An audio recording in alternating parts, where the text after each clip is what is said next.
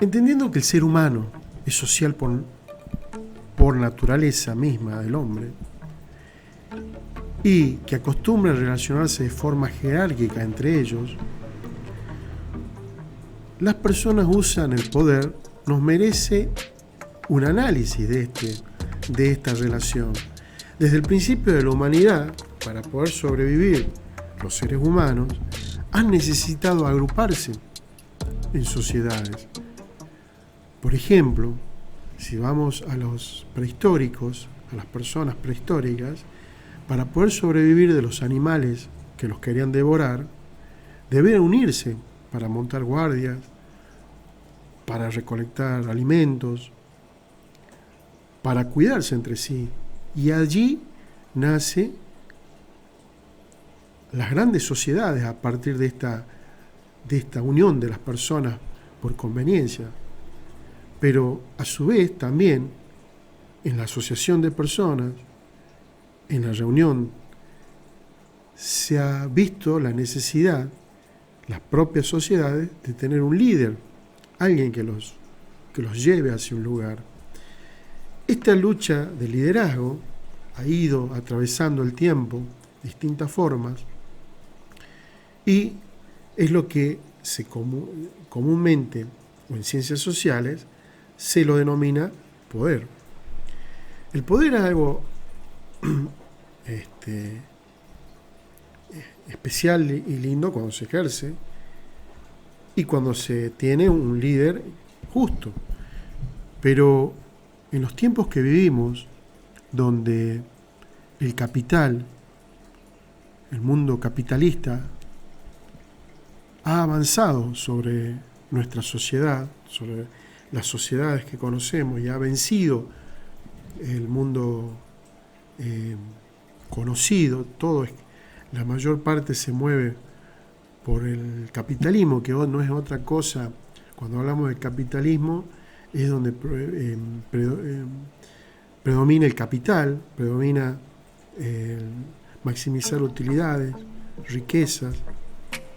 Entonces las personas buscan este fin como fin último, que es lucrar, encontrar dinero, crear dinero. Y a partir de ahí, a partir de este hecho, se ha ido observando una serie de elementos que condicionan o que tienen claves de estrategia de manipulación de masas. O sea, se han creado, se ha estudiado las ciencias sociales, los politólogos, los que buscan el poder, han hecho estudios y se han dado cuenta de que hay formas de manipulación masiva. Ya lo vimos, se vio por primera vez, lamentablemente, con Hitler. Hitler tuvo esta llegada a las masas y tuvo un equipo de trabajo donde Goebbels era el jefe de publicidad.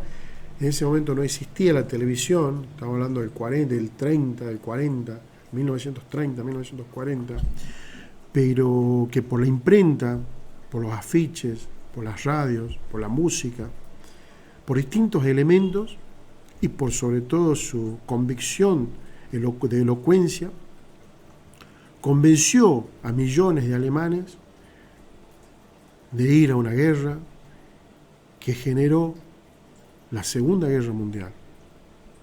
Esto es historia, no es mi intención hablar de esto, pero él, gracias a también elementos que se siguen aplicando hasta ahora, que los creó Goebbels, de dominación de masa, logró llevar a todo su pueblo a una guerra y generar caos y destrucción a todo el mundo. Hoy, en los tiempos que vivimos, donde ya no existen ya la política de ese tiempo ya no existe, la de Hitler, pero sí existe el capitalismo. Hay un pensador que se llama Noam Chomsky y propone 10 estrategias para darnos cuenta cómo nos manipulan masivamente.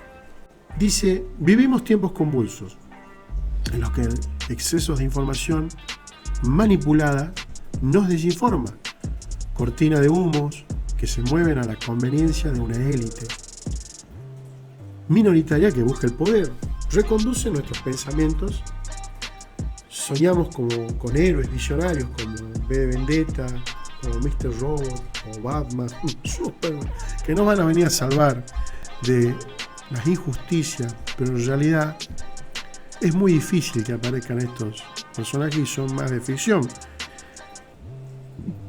Únicamente el conocimiento, el pensamiento nos puede hacer libres. Y hay pensadores, por suerte, hay gente que busca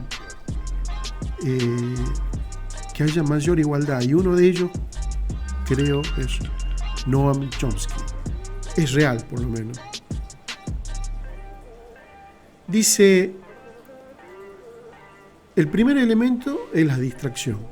Desviar la atención de las masas con cosas como el fútbol, dice, la telerrealidad o noticias que aparecen más importantes de lo que en verdad lo son. Es una de las primeras estrategias de manipulación masiva actuales. Y también antiguas. Y hoy también nos muestran fútbol, nos muestran el Gran Hermano, nos muestran temas de distracción. Y no hablamos de los verdaderos temas, la pobreza, el hambre, los chicos desnutridos, etc. El segundo dice, así lo titula, problema, reacción, solución. Se da cuando el poder y los gobiernos dejan de manera premeditada de atender un problema. Nos hacen ver que la solución debe hacerse externa y ellos mismos proponen que el arreglo de ese problema que se ha creado y que lo han empeorado a propósito es privatizar, hacerlo privado a ese servicio público. El punto 3 dice la gradualidad. Las subidas de impuestos o la reducción de los derechos laborales se hacen poco a poco para que sean imperceptibles, para que cuando caigamos en la cuenta ya sea tarde.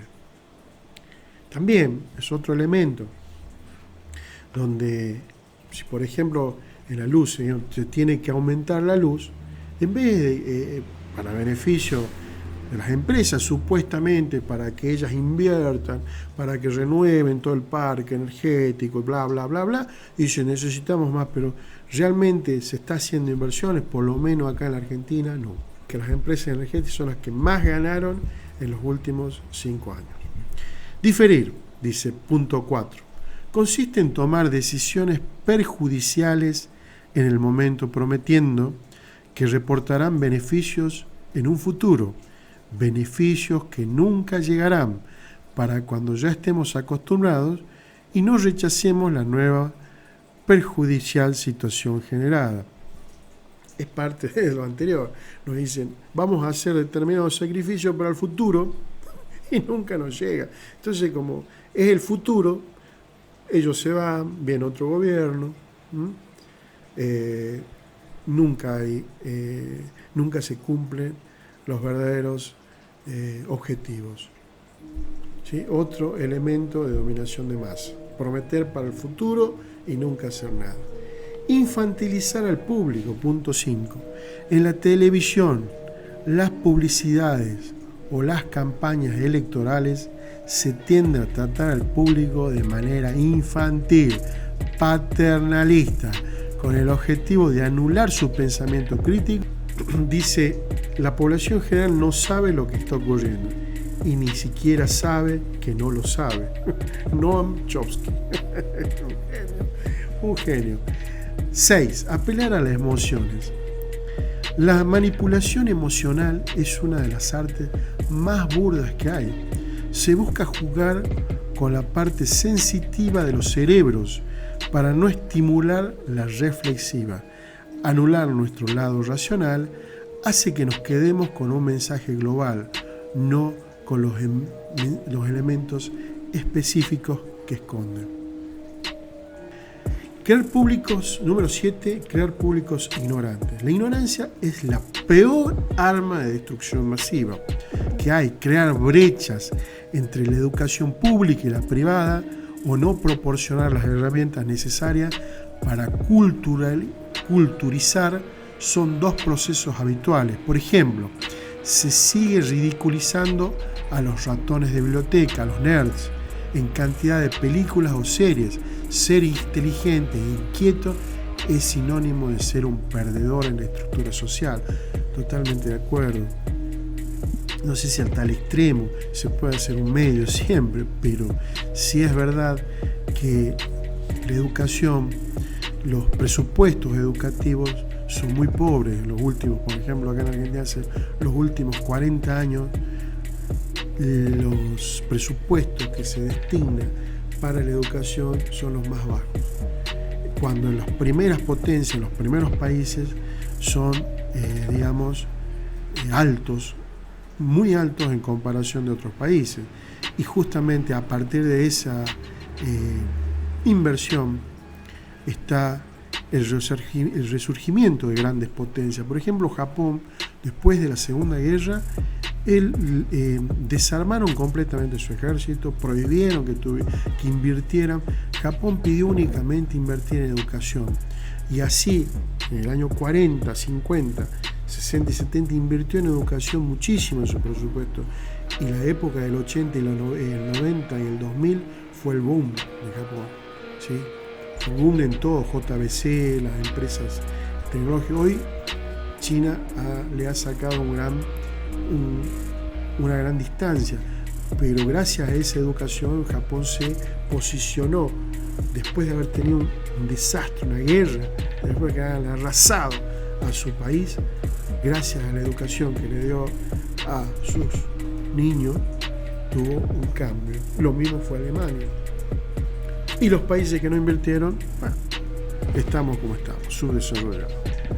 Por lo tanto, este es otro elemento de dominación masiva. ¿Sí? 8. Promover públicos complacientes.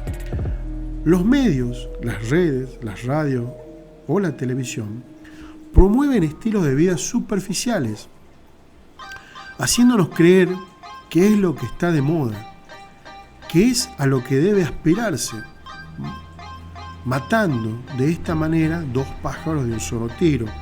Por un lado crea un dosis rebaño y por otro una sociedad de consumo que va a mantener la maquinaria capitalista siempre en marcha. Esto está muy claro y es real, lamentablemente. Es decir, generan serialización. O sea, te dicen, esa gorra, o sea, sale en todos lados, en redes, televisiones, afiches, que esa gorra es la que está de moda. Entonces hay que comprar, todos debemos comprarla, porque si no compramos esa gorra, no podemos salir a la calle, no estamos de moda. O el celular, si no tenemos el último modelo, no estás a la moda, no sos de la sociedad. O sea, te excluyen, hay una forma de exclusión por medio de este elemento, pero que cuando vos los ves, y vos lógicamente cuando lo veis, decís, no, bueno, pero si no lo compro, no lo tengo, no estoy dentro de esta sociedad. Pero ojo, no te estás dando cuenta que te están impulsando a que compres eso. Pero no porque para que vos crees que le importa que vos estés dentro de esa sociedad. Lo que le importa es que vos consumás, que compras otro teléfono, que compres esa gorra, que compres esa remera. La gorra, bueno, no es utópico, pero sí sobre todo lo tecnológico, que tengas el mejor auto, que tengas la mejor casa, que tengas el mejor monitor, que tengas la computadora gamer, que tengas... No podés ya tener una computadora si no viene con los LED, con todo el armatoste, con el mouse tiene que ser el Logitech o tiene que ser el mouse Razer, si no, no puede jugar. Cuando no es así, se puede jugar con un mouse común, créeme, se puede jugar con un monitor, o sea, todo está, pero bueno, hay una sociedad, hay un grupo de personas que te llevan a comprar, te llevan, si no compras, no valés, y este tema no olvidemos que estas personas o este grupo que te está, no son carmelitas, es que no es el Papa el que te está diciendo, son la televisión, las radios.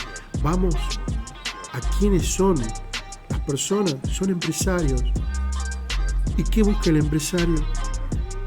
Busca generar riqueza, busca ganar dinero únicamente. Ese es su fin y está bien que lo sea. Hay que pensar que esta gente que te está llevando a ese consumo permanente solamente busca ganar dinero ellos. Te están realmente como títeres desde arriba, te están manipulando. Piénsalo cuando vayas a comprar. 9. Dice, refuerzo de la autoculpabilidad. Hacer creer a las personas que solo ellas son culpables de sus problemas es otra jugada maestra, dice. Nos hacen creer que nuestro entorno es idílico. Idílico es que es genial, es real, que todo es sensacional, que no hay falla. Un fallo en nuestra economía personal o un fracaso laboral es solo culpa nuestra, dice. Nuestras crisis son nuestras por haber vivido por encima de nuestras posibilidades. No lo olvidemos. O las empresas. Toman gente joven, ustedes lo han visto, y que la gente grande no la toman, me habrán escuchado, y dirán, bueno, pues son viejos. Primero que nada, vos vas de acá a 10, 20 años vas a tener la misma edad de esta persona que yo le diga viejo. El tiempo pasa para todos, lamentablemente. Y estas personas que llegan a la vejez, a las empresas ya no les conviene. ¿Por qué? Porque se enferman, porque tienen problemas de salud, porque tienen distinto, y está bien. Son normales. Entonces, como ya les son un costo, ya mientras no tienen enfermedad, o vos que hoy sos joven y trabajás, por ejemplo, en McDonald's, toma gente joven. ¿Por qué? Porque no se enferma, no tiene problemas, no tiene hijos, no tiene nada, entonces no tienen costo. Entonces vamos a ver por economía. Ellos toman a las personas jóvenes porque les resulta más económico para ellos. O sea, les resulta maximizar su riqueza.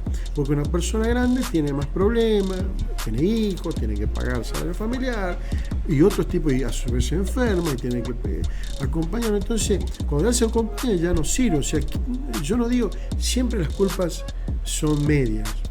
Por supuesto que nosotros, si no nos cuidamos, tenemos culpa.